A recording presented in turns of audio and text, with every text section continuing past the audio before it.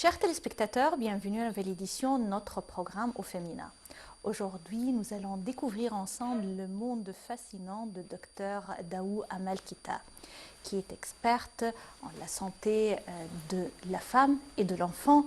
Elle va nous parler de comment elle a vécu son enfance dans un amalgame, dans une richesse de culture, une culture égyptienne, malienne et également francophone, passant par l'amour et la passion pour la médecine et l'intérêt pour la santé de la femme et de l'enfant en Afrique et dans le monde en général.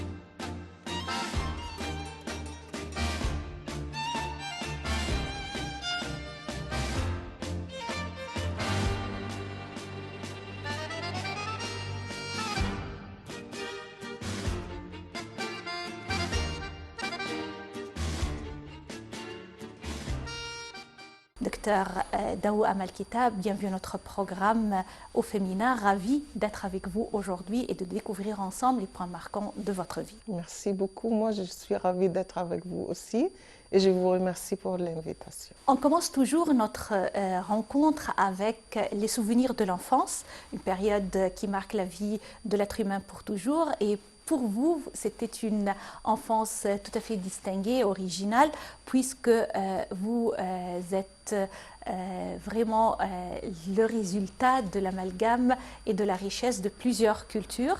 L'Égypte, le Mali, également la culture française. Qu'est-ce que vous retenez de cette partie de votre vie?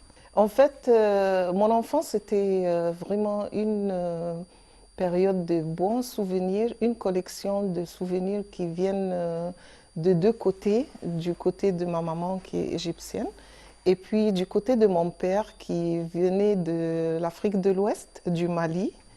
Et en même temps, j'ai grandi dans un quartier vraiment antique égyptien. Et j'avais des frères et sœurs et passais tout le temps entre mes cousins, mes frères et sœurs. Donc du point de vue social, c'était très très riche comme période de croissance en tant qu'enfant.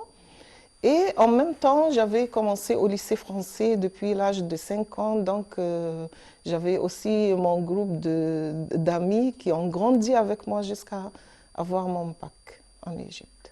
Alors, cette période de votre vie vraiment est marquée par deux traits essentiels. On parle d'un quartier authentique et antique, on parle également de la culture traditionnelle égyptienne et en même temps, puisque vous étiez dans une école française, c'était également la culture de l'élite. L'amalgame entre toute cette richesse, comment elle a influencé votre vie?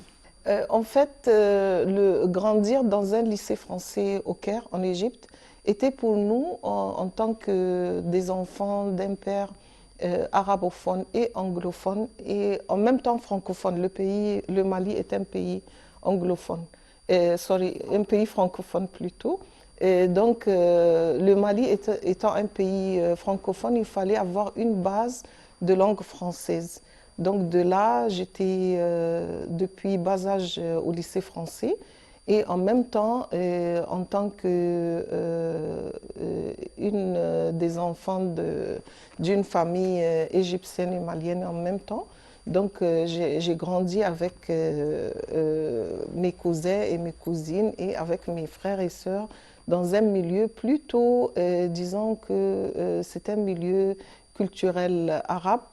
Et de temps à autre, on partait au Mali, on vivait le vrai milieu africain authentique.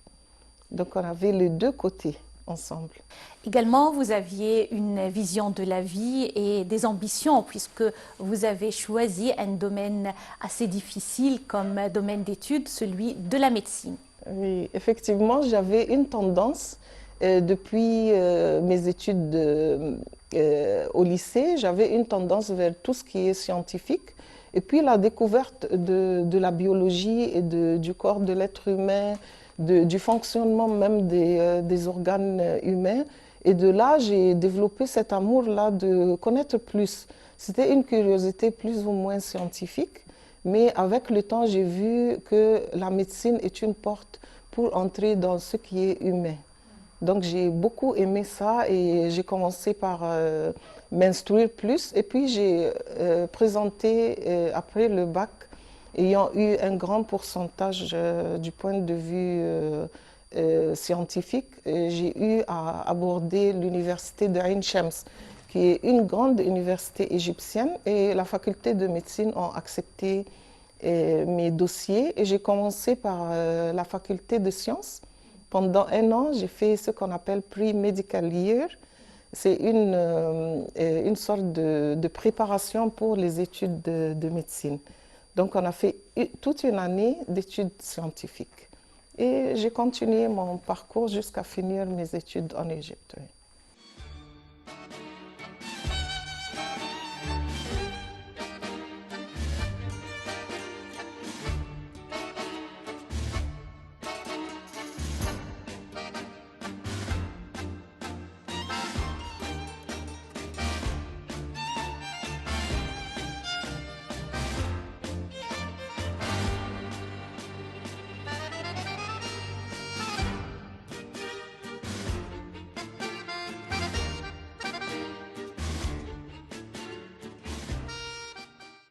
Également, vous vous êtes spécialisé dans le domaine de la santé de la femme et de l'enfant. Et je voudrais savoir pourquoi vous avez choisi cette spécialité. Oui, effectivement, j'ai commencé par connaître tout ce qui est de médecine.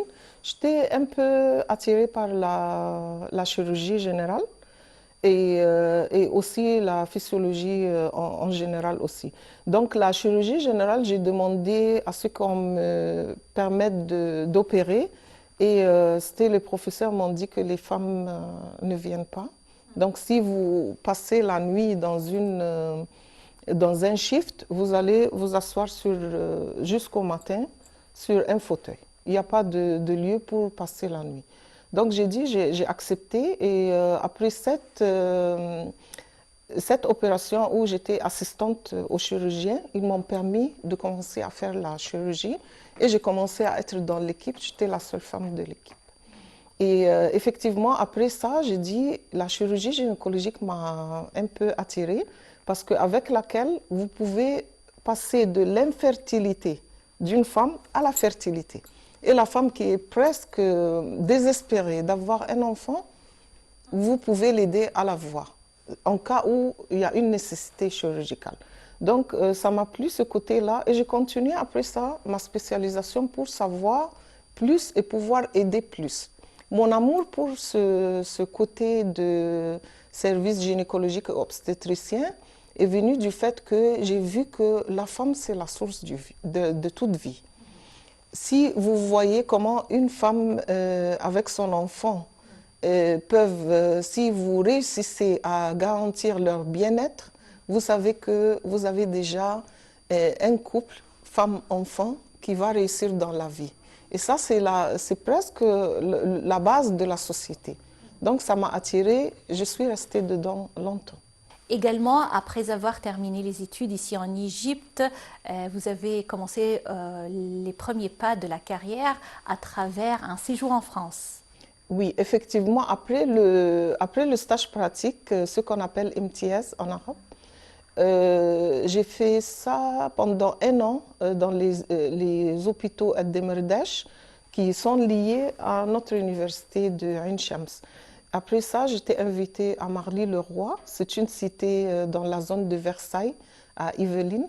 Et j'ai fait à la clinique Le Marly un stage pratique pendant 3 mois. Donc j'ai été acceptée en tant que chirurgien, mais débutant. Donc j'ai assisté au professeur et après ça, il m'a fait passer le bistouri pour commencer à faire la chirurgie normale. Et même en France, j'étais toujours demandée chaque jour qui est docteur Keita. J'ai dit oui, c'est moi. Docteur Amal, vous êtes chirurgienne. J'ai dit oui. D'accord, il n'y a pas de problème. Mais je n'avais pas rencontré beaucoup de femmes qui faisaient la chirurgie. Toujours, j'étais regardé avec beaucoup d'estime, avec beaucoup vraiment de respect à la clinique Marly. Et de là, j'ai commencé à avoir plus de confiance en moi-même. Après tout le parcours dans le domaine de la médecine, avec tous ces diplômes et également cette connaissance, vous avez quitté l'Égypte, la France, et vous avez choisi de transférer cette connaissance vers le Mali. Pourquoi? Oui. Moi, j'ai cherché là où le besoin existe. En Égypte, j'ai vu des dizaines de professeurs. J'ai vu des dizaines de spécialistes. Je suis partie en France, j'ai trouvé plus que ça. Au Mali, j'ai trouvé que le nombre est peu et qu'il y a besoin d'une assistance médicale. Vraiment, pas seulement à l'intérieur de la capitale, mais j'ai vu aussi que la zone rurale, le besoin est ardent. Et vraiment, c'est un besoin de chaque jour, quotidien. Donc, j'ai décidé, avec une petite étude de 3 pays, de m'installer définitivement au Mali et de dévouer toute ma carrière à la promotion de la santé en général et surtout à la promotion de la santé de la femme et de l'enfant.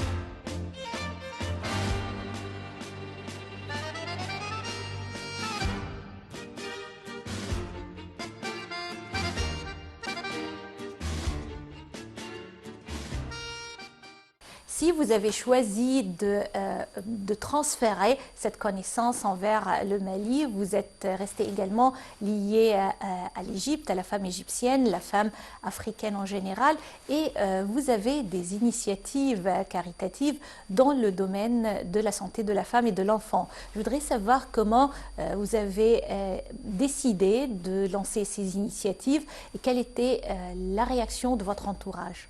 Oui, ça c'est une question très importante. Pour moi, c'est une question importante parce que ça fait voir vraiment le fond même de mon travail, que je peux dire que c'est une sorte de lutte contre la discrimination et la violence contre la femme. Et en fait, en tant que médecin, j'ai vu beaucoup de choses que j'ai pu comprendre. Et j'ai formé avec une équipe de techniciens de santé et de laboratoire. On a fait un grain, ou bien disons un embryon d'une association qu'on a appelée AIM. AIM dans la perspective de dire objectif. Et c'était destiné pour la promotion de la santé de la femme et de l'enfant. Et aux Nations Unies, ils nous ont appelés un jour pour dire ils ont vu qu'il y a 2 associations qui peuvent avoir la distinction d'être des conseillers spéciaux pour les Nations Unies dans le domaine de la santé. En 2010, on a commencé à travailler avec les gens des Nations Unies. En 2012, ils nous ont attribué ce poste-là. Donc, AIM est devenu une organisation avec un titre spécial de conseiller spécial de la santé aux Nations Unies. Et ici, on est devenu presque une référence pour ce qui se passe sur le terrain. Parce qu'eux, dans les bureaux, ils ont besoin d'une pulsation, une sorte de prendre la température de tout ce qui se passe sur le terrain pour leur dire quels sont les besoins des femmes. Qu'est-ce qui fait que la mortalité maternelle augmente? Qu'est-ce qui fait que la mortalité infantile n'est pas en train de décliner avec tous les efforts que les gouvernements font, que les Nations Unies font? Donc nous, en tant qu'organisation, on est venu donner un coup de pouce pour ces gens-là pour que ça puisse progresser, la promotion. D'ailleurs, vos efforts pour la femme ne sont pas limités à la santé physique, mais vous êtes également vous êtes intéressé par le côté psychologique et la Convention internationale de lutter contre la discrimination contre la femme autour du monde entier. Vous l'avez déjà traduite cette convention vers l'arabe et vous êtes lancé comme ligne de défense pour l'appliquer autour du monde entier. Parlez-moi un peu de vos efforts dans ce domaine. Tout à fait, tout à fait. Parce qu'en fait, en 1979, il y a eu la ratification par 189 États dans ce monde, donc la majorité des États dans le monde ont ratifié la Convention de l'élimination de toute forme de violence ou de discrimination envers la femme. Moi, je ne savais pas qu'est-ce qu'il y avait comme contenu de cette convention, mais on m'a appelé pour faire la traduction. Comme je viens d'une école déjà qui est multilingue, une école des langues, celle de lycée français du Caire, et on m'a demandé de faire la traduction de l'anglais vers l'arabe et du français aussi vers l'arabe, de toutes sortes de discriminations à cause de la présence des expressions médicales qui sont dedans. Donc j'ai commencé à lire et j'ai trouvé que vraiment le bien-être de la femme est lié à la santé de la femme. Une femme qui est un peu écrasée ou bien qui souffre d'une sorte de discrimination, ça peut affecter sa santé. Et de là, si vous voulez qu'une femme se porte bien du point de vue social, il faut que le côté bien-être avec le côté de santé qui soit à un niveau assez élevé. Et de là, j'ai commencé aussi à voir que la convention là a beaucoup de biens, mais il faut que les femmes connaissent le contenu et puis que chaque femme connaisse ses droits et ses devoirs aussi. Parce que dans une société, on ne peut pas avoir que des droits. Il faut aussi travailler d'une manière efficace pour que la société puisse vous répondre à vos besoins. Donc de là, j'ai commencé à voir que la convention est une convention très importante. On a célébré en 2019 le passage de 40 ans à l'existence de cette convention. C'était le 40e anniversaire. Et jusque-là, presque tout ce qu'il y a dedans a été appliqué, mais on a besoin de continuer à surveiller et à faire l'application de tout ce qu'il y a comme théorique dedans sur le terrain.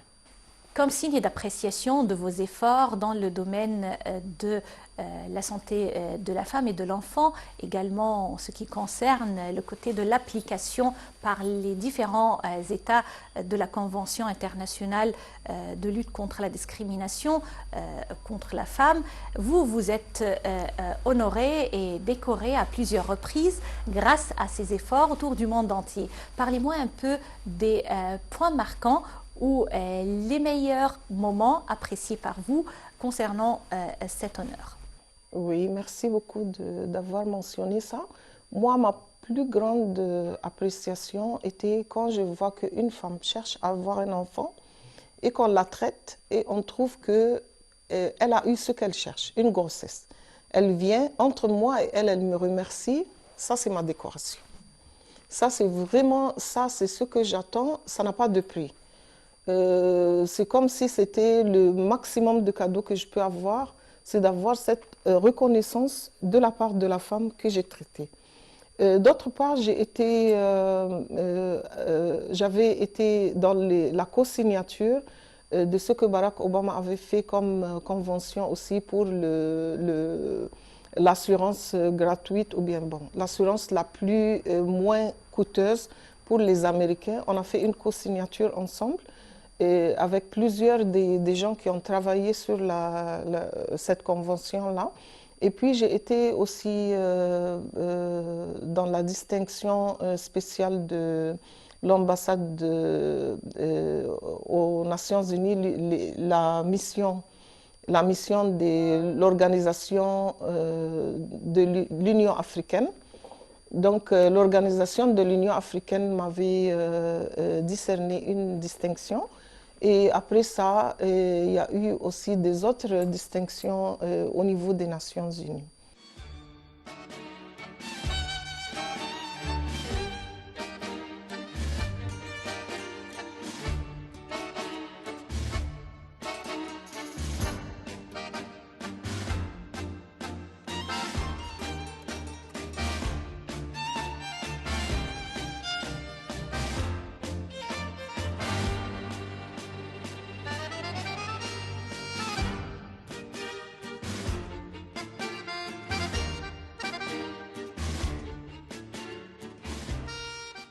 Docteur Daou Amal-Kita, je voudrais également savoir quelles sont vos aspirations pour l'avenir de votre carrière, l'avenir de la femme et l'amélioration de ses conditions de vie. Vraiment, pour le côté continuer le travail, je le continuerai. Peut-être à un certain temps, ça sera plutôt du point de vue gérance du projet qu'on avait fait, un projet spécial lié à l'organisation qui travaille avec les Nations Unies actuellement. C'était un centre médical plutôt caritatif, où on ne prenait rien des malades et rien des femmes qui viennent accoucher. Et ça a été fait dans une zone rurale au Mali. Et le but de ça, c'était d'aider les femmes à avoir un accouchement digne, sans avoir l'argent, mais il faut avoir un accouchement propre, sécurisé et digne. Donc c'était les trois choses-là qui nous ont poussé à faire un grand centre. Et le centre de santé, avant de finir le centre de santé, on a mené une campagne qu'on appelle une campagne de traitement ou bien de soins gratuits. Et à notre grande surprise, au lieu que les gens viennent par dizaines, c'était des centaines de gens qui sont venus. Et rapidement, on a vu qu'il y a eu un épuisement de notre stock de médicaments, mais on a vu comment le besoin est sur le terrain. Donc la continuation de la promotion de la santé de la femme et de l'enfant est très importante. Pourquoi l'Afrique? L'Afrique, surtout l'Afrique subsaharienne, qui est sous le Sahara, a le taux de mortalité le plus grand dans le monde. Et imaginez-vous que le taux de mortalité que les Nations Unies ont dit qu'ils vont baisser ça d'ici 2020-2030 n'a pas pu être atteint même au tiers de son pourcentage. Et ici, on a vu qu'il y a une très grande importance que les organisations aident les côtés gouvernemental et le côté universel pour atteindre cette réduction de mortalité maternelle le plus vite possible. Vous savez que la femme est le pilier de sa famille. Le jour où une femme, on la perd dans un accouchement ou bien durant une grossesse, c'est ce qu'on appelle la mortalité maternelle. Ça fait la plupart du temps un effondrement total de la famille. Donc de là, nous avons dit qu'un gouvernement seul ne peut pas. Il faut que les associations et les organisations qui travaillent dans le domaine de la santé soient avec nous pour se focaliser sur la santé de la mère et de l'enfant. Notre lutte contre la mortalité maternelle et l'amélioration des conditions des femmes, de leur bien-être et de leur santé et physique et morale et de leur protection contre toutes sortes de violences, on va la continuer par n'importe quelle forme et on aimerait aussi faire une sorte de sensibilisation des femmes pour qu'elles sachent quels sont leurs droits et qu'elles continuent à perfectionner chacune dans son domaine son travail pour qu'on puisse demander à faire appliquer les droits. Il faut que les devoirs soient faits correctement. Également, avant de terminer notre édition pour aujourd'hui, je voudrais savoir, Dr Kita, basé sur votre expérience personnelle, quelle est votre opinion de la femme égyptienne? La femme égyptienne, ça c'est un topic très important aussi, parce que la femme égyptienne, comme toute femme dans toute société africaine ou universelle, vous allez voir qu'elle est le pilier de la famille. La femme égyptienne, telle que j'ai vue, elle a quelque chose de très distingué, c'est sa manière de gérer sa vie en général. On sent que tout ce que la femme égyptienne prend, elle arrive à gérer d'une manière économique. Et on voit une sorte d'indépendance, c'est pas seulement financière, indépendance financière, émotionnelle, indépendance sociale, indépendance professionnelle. On ne sent pas que la femme égyptienne compte sur quelqu'un d'autre. Quand la femme égyptienne étudie, elle a ses outils pour progresser, elle progresse sans problème. Et n'oublions pas que la femme antique égyptienne a donné ce fond de toile merveilleux à la femme égyptienne. Parce que quand on voit depuis le temps pharaon, on voit que la femme avait une indépendance complète, elle avait le respect de la société. De manière à ce que, même du point de vue religieux, dans le temps pharaon, elle était arrivée jusqu'au niveau très haut du point de vue religieux dans les temples d'Amoun et autres.